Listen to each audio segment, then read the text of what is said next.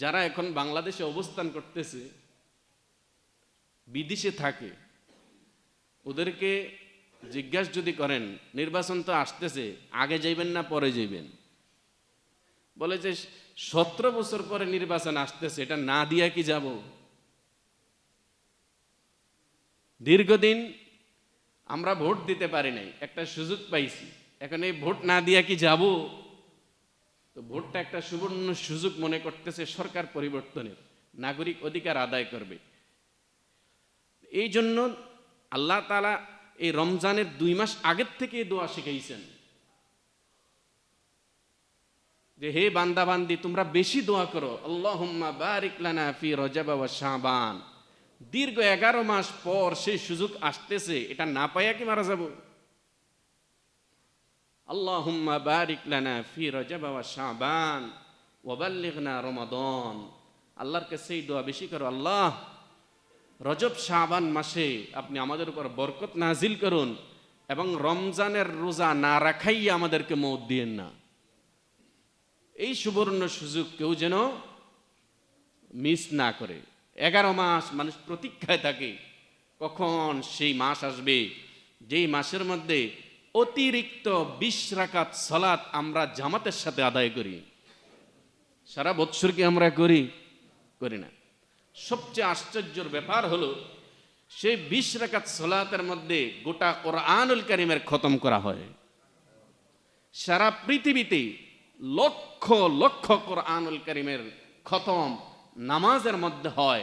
এটা শুধু সেই বরকতপূর্ণ মাস রমজান মাসে। রমজানের বাহিরে এরকম জাঁকজমক ইবাদত, দিনেও ইবাদত, দিনেও মানুষ গালি দেয় না, কেউ কাউকে গালি দেয় না যে গালি দিব না, আমি রোজা আছি। রাত্রেও গালি দেয় না, দিনেও গালি দেয় না, দিনেও অপকর্ম করে না, রাত্রেও অপকর্ম করে না। এই মাসে আমার অপকর্ম করা যাবে না। তা আসলে তো এই মাস আর সেই মাস নাই, কোনো মাসে অপকর্ম করা যাবে না। তারপরেও নিজেকে আত্মরক্ষা করে মানুষ রমজান মাসে। তুলনামূলক 11 মাসে মানুষ যত ইবাদত করে, শুধু রমজান মাসে তার থেকে বেশি ইবাদত করে।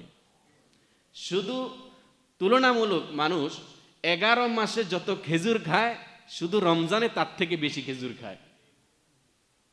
খানাও ভালো, উপকারী জিনিস। খেজুরের উপরে কোনো খানা আছে নাকি? পৃথিবীতে সবচেয়ে দামি খাবার এবং অল্প খাবারে পেট ভরে, এটা সবচেয়ে শক্তিশালী খাবার হলো খেজুর। এই খেজুর মানুষ সারা 11 মাসে যা খায়, রমজান মাসে তার থেকে বেশি খায়। দ্বিতীয়ত, আপনি দেখেন সারা বৎসর যত দান করে, রমজান 1 মাসেই তার থেকে বেশি দান করে। এরকম সিজন রাইখা কি কেউ মরতে মনে চায়? এই জন্য রাসূলুল্লাহ আগেই দোয়া শিখিয়ে দিয়েছেন, হে আমার উম্মতেরা, আল্লাহর কাছে বেশি দোয়া করো, আল্লাহুম্মা বারিক লানা ফি রজব ওয়া শাবান ওয়া বাল্লিগনা রমাদান। আল্লাহ রজব শাবান মাসে বরকত নাজিল করুন, রমজান মাসে আপনি আমাকে রোজা রাখার তৌফিক দান করুন। আমরা আল্লাহর কাছে দোয়া করব আমাদের একজন মুসল্লি যেন রমজানের রোজার আগে ইন্তেকাল না করে। এটা আমাদের চাওয়া আল্লাহর কাছে, রোজা সবগুলো যেন রাখতে পারে। কারণ রোজার মাসে আপনি একটা সেজদা, নফল সেজদা করলেন, আপনি ফরজের সওয়াব পাবেন। রোজার মাসে আপনি জোহরের নামাজ 4 রাকাত জামাতের সাথে আদায় করলেন, তাহলে আপনি রোজার মাসে মনে করেন একেবারে 70 বার জোহরের নামাজ আদায় করলে যে সওয়াব, আপনি রমজান মাসে শুধু একদিন জোহরের সালাত আদায় করছেন, আপনি সেই সওয়াব পাইলেন। এত বড় নিয়ামত, এত বড় সিজন কেউ হাতছাড়া করে? কোনো বুদ্ধিমান করে না। এই জন্য এখন থেকে ভাই আমাদের প্রস্তুতি নিতে হবে যে রোজা আসতেছে, আমার ব্যবসা যেন আমার রোজার মধ্যে কোনো প্রতিবন্ধকতা সৃষ্টি না করতে পারে। যে ব্যবসায়ীর ব্যবসা রোজার মধ্যে প্রতিবন্ধকতা সৃষ্টি না করতে পারে, যে ব্যবসায়ীর ব্যবসা নামাজের মধ্যে প্রতিবন্ধকতা সৃষ্টি না করতে পারে, দিনের কাজে প্রতিবন্ধকতা সৃষ্টি না করতে পারে, সেই ব্যবসায়ীদের প্রশংসা আল্লাহ কালামুল্লাহতে করছেন। সুবহানাল্লাহ।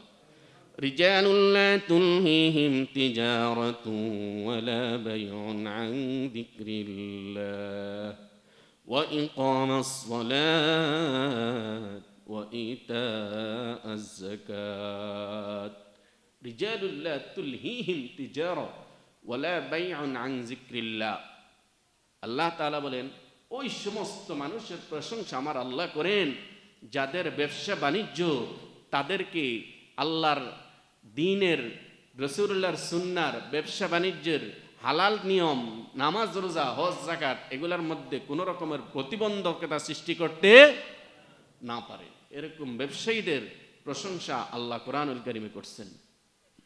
আপনারা তো আমাদের এটা ব্যবসায়িক এলাকা কমার্শিয়াল এলাকা এটা খুব ভালো করে খেয়াল রাখবেন রোজার ব্যাঘাত যেন ব্যবসা না ঘটাইতে পারে সালাতের ব্যাঘাত যেন ব্যবসা না ঘটাতে পারে সব কাজ একদিকে রমজানের আমল একদিকে আল্লাহ তাআলা আমাদেরকে তৌফিক দান করুন।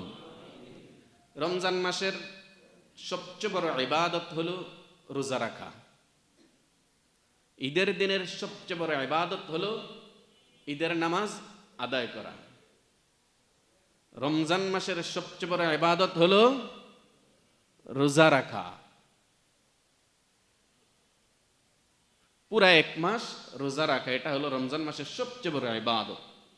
আর নফল ইবাদতের মধ্যে সবচেয়ে বড় ইবাদত হলো তারাবির সালাত আদায় করা। তারাবির নামাজ এটা লম্বা চূড়া নামাজ এর জন্য প্রস্তুতি নিতে হয়। তো রমজান মাস আসতেছে ইনশাআল্লাহ আমরা 20 রাকাত তারাবির নামাজ ইমামের পিছনে আদায় করব তো ইনশাআল্লাহ। শয়তান যেন আমাদেরকে কুমন্ত্রণা দিতে না পারে।